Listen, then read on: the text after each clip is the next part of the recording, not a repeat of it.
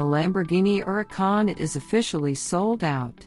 The Italian supercar maker now has enough orders to fill the rest of Huracán production until its replacement, coming at the end of 2024, arrives. Production is expected to end with the off-road focused Sterrato, though we wouldn't put it past Lamborghini to release one or two special edition models to commemorate the end of the Huracán's life cycle, as it did with the Aventador.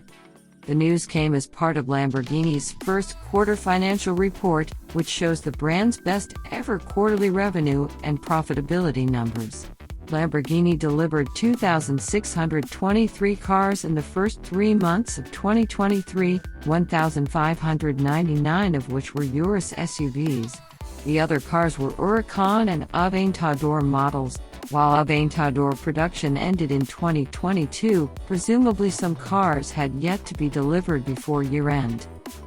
Expect Lamborghini to keep thriving.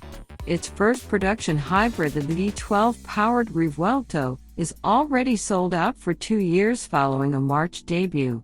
In addition to the Huracán's hybrid successor, the company plans to hybridize the Urus in 2024, with a goal of a fully hybrid lineup by the end of next year. Its first electric car, a 2+2 Grand Tourer, will debut in 2028, followed by a fully electric Urus replacement in 2029.